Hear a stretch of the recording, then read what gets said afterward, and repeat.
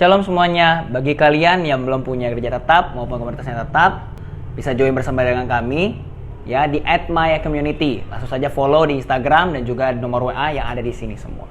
Oke? Thank you, God bless you.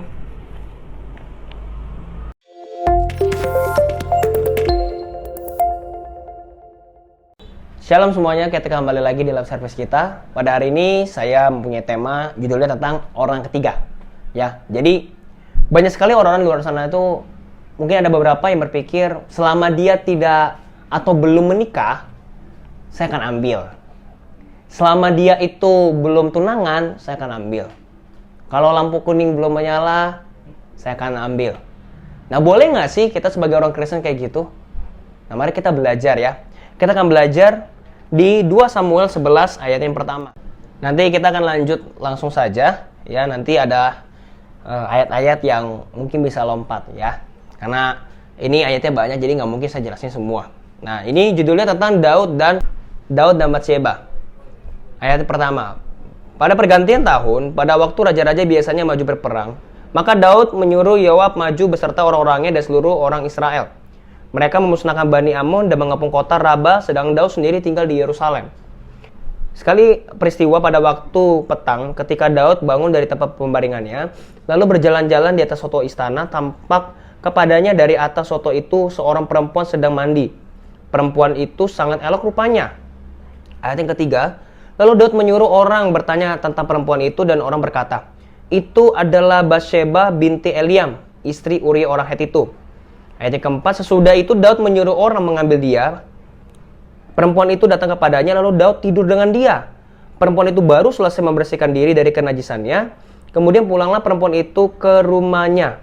Ayat yang kelima, lalu mengandunglah perempuan itu dan disuruhnya orang memberitahukan kepada Daud, demikian, aku mengandung. Nah, dari sini ini adalah dosa yang dicatat di Alkitab tentang Daud. Seperti yang kita ketahui bahwa Daud itu adalah orang yang luar biasa, yang sangat cinta dengan Tuhan, bahkan tidak sedikit dia menulis tentang Mazmur, tentang keagungan Tuhan dan lain sebagainya. Nah, tapi sekalipun dia seperti ini, kita harus belajar ya, bahwa Daud ini juga manusia. Jadi makanya kita itu jangan sampai terlalu mencintai seseorang, apalagi dia hanyalah sekedar pacar. Nah, ini sudah penjelasannya sudah pernah ya, tapi kita akan review sedikit dulu bahwa kita tidak boleh menuhankan pacar kita. Karena nanti ketika kita menuhankan pacar kita, maka nanti pacar kita tidak akan suka dengan kita. Dan nanti bisa ada orang lain yang akan memiliki dia. Karena selalunya pacar mulu. Karena apa yang kita tuhankan di dalam berpasangan, menjalani sebuah hubungan, kalau bukan Tuhan Yesus, maka kamu tidak akan bisa menikmatinya di dalam masa pernikahan. Apalagi konteks di sini, Daud ini mengambil istri orang, Batsyeba. Apalagi kan kalau kita baca di ayat yang pertama, itu kan Yoab itu kan lagi berperang, sedangkan Daud lagi ada di rumahnya di Yerusalem. Wah, ini parah. Ketika tidak ada suaminya, malah dia datang. Nah, ini dia. Saya akan lebih masuk kepada pemimpin rohani ataupun siapapun itu pemimpinnya. Kalau kita memimpin orang, ketika kita melihat dia ini lagi sendirian, atau misalnya contohnya dia sudah punya pacar, jangan pernah kamu ambil pacar orang lain. Karena itu nggak boleh. Coba kalau kamu punya pasangan, lalu pasangan kamu diambil sama orang lain, kan sakit hati. Maka daripada itu kita jangan sampai mengambil pasangan orang lain. Kalau kita hanya sekedar ingin dekat, hanya ingin berteman, ingatlah dia sudah punya dan kita harus bisa menghargai pasangannya. Apalagi kalau kita sebagai seseorang pemimpin. Contohnya seperti pemimpin rohani.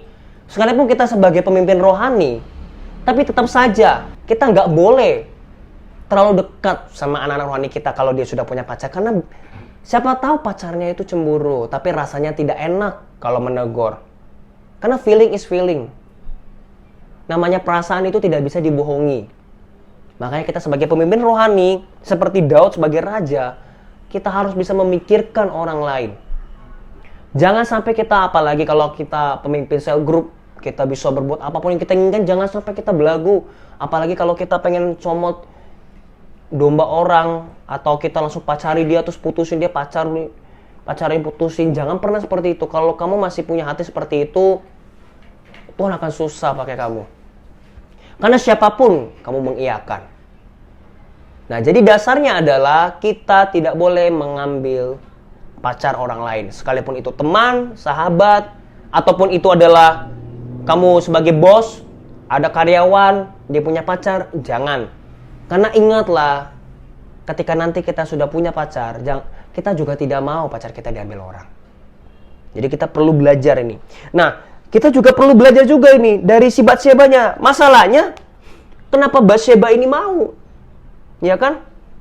Dia datang kepada perempuan itu, lalu Daud tidur dengan dia lah. Batsyebanya kenapa mau? Saya mau kasih tahu ya, apalagi kamu yang wanita. Kalau kamu sudah punya pacar atau kamu sudah menikah, kalau ada yang sudah menikah, jangan pernah memberikan tubuhmu itu kepada orang lain, apalagi itu bukan suamimu.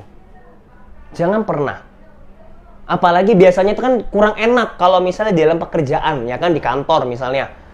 Rasanya nggak enak kalau atasan kita itu pengen deket-deket kita dan kita tahu sih dia itu sudah punya suami, udah punya istri, tapi dia selalu dekat dengan kita. Nah, kita harus bisa berjaga-jaga seperti Batsyeba ini. Batsyeba ini kan parah. Harusnya kan dia mengerti. Taruhlah, karena dia adalah seorang raja, boleh datang. Tapi kalau diajak tidur, bisa saja dia menolak.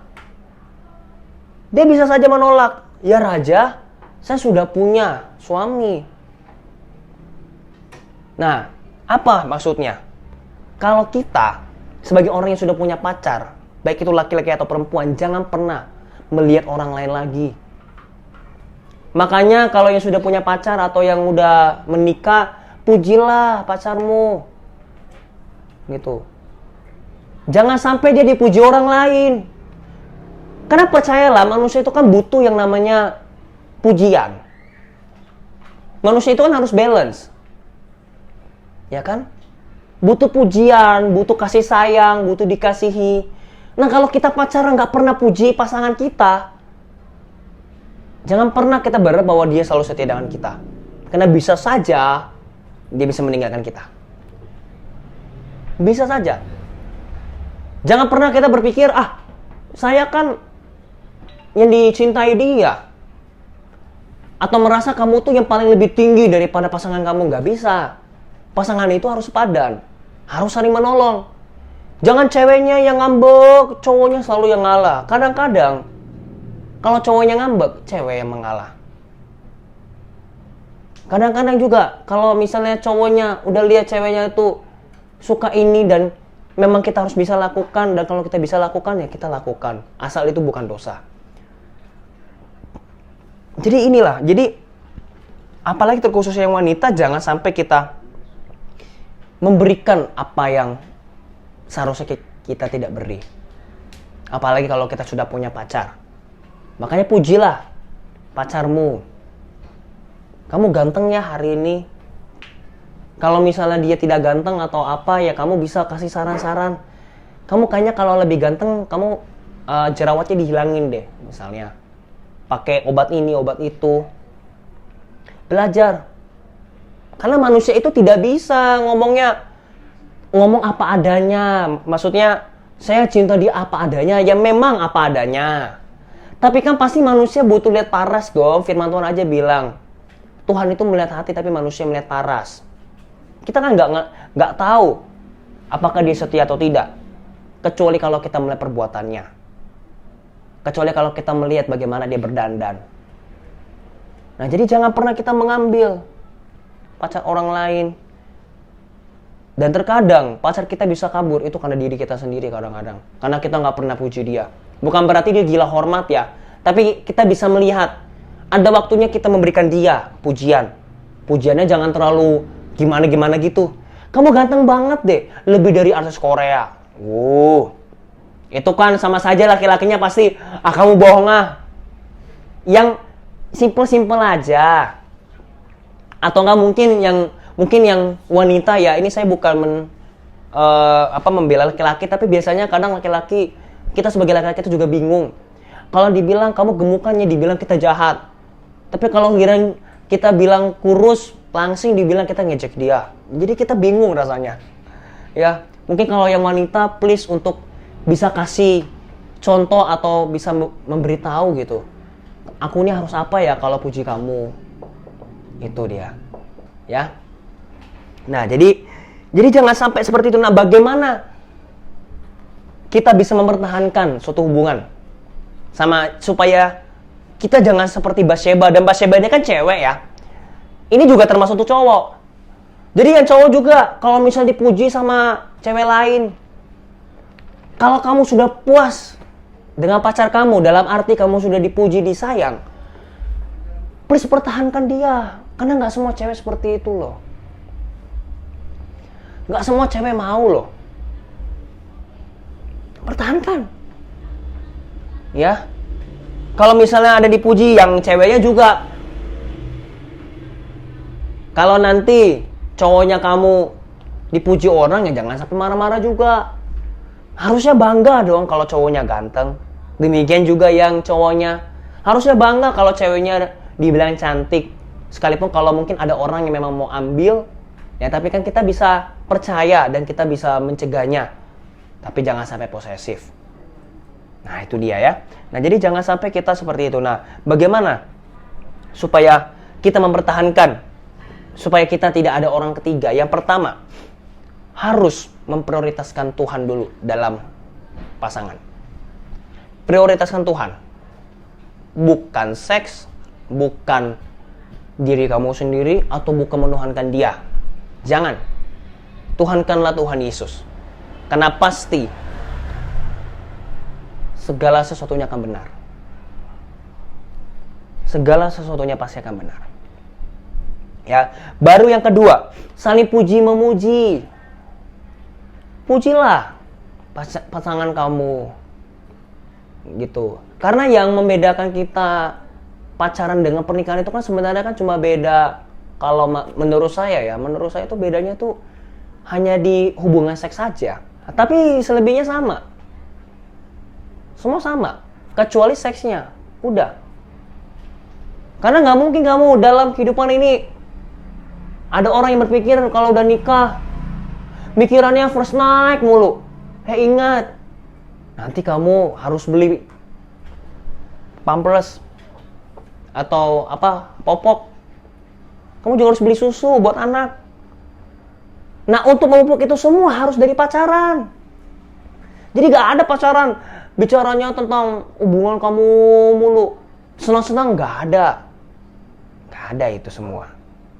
Nah, jadi harus bisa saling puji memuji. Karena dengan saling puji memuji, ketika nanti ada yang suka, kita tidak akan mau langsung dengan dia.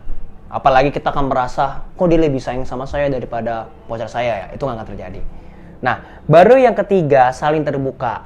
Nah, seringkali kalau misalnya ada pasangan yang berantem atau ribut, pasti tidak mau untuk terbuka atau disuruh mikir sendiri. Ya jangan kayak gitu. Pasanganmu itu adalah manusia, yang bukan Tuhan yang tahu segalanya. Jadi terbuka. Aku tuh gak suka sama kamu karena kamu gini-gini. Karena kamu itu tadi khianatin aku, karena kamu tinggalin aku, atau apapun itu, saling terbuka. Karena dari situlah kita bisa semakin naik dan memuliakan nama Allah. Karena Tuhan punya tujuan untuk setiap pasangan yang ada. Tinggal kita serahkan kepada Tuhan. Amin. Mari semua kita berdoa. Bapak hamba berdoa ya Bapak buat setiap mereka yang sedang menonton ini, Tuhan Yesus. Bapak hamba berdoa supaya mereka terus teguh, bagi mereka yang sudah berpacaran, apalagi mereka yang sudah sama-sama anak-anak Tuhan. Tuhan tolong supaya mereka sampai ke dalam pernikahan ya Bapak. Kalau ada masalah kehidupan mereka, Tuhan tolong supaya mereka tetap teguh. Dan Tuhan selesaikan setiap masalah yang ada ya Bapak. Dan didik setiap anak-anak-Mu yang berpacaran Tuhan Yesus. Apalagi kalau ada orang yang tidak setia atau ada orang-orang yang ingin mengambil pasangan mereka, Tuhan tolong dalam nama Yesus. Dan bagi mereka yang ingin mengambil pasangan orang lain, biarlah ada roh pertobatan dalam dirinya ya Bapak. Supaya hanya nama-Mu yang dipermuliakan. Terima kasih Tuhan Yesus. Dalam nama Yesus Kristus kami sudah berdoa dan mengucap syukur. Haleluya. Amin. Thank you semuanya and God bless you.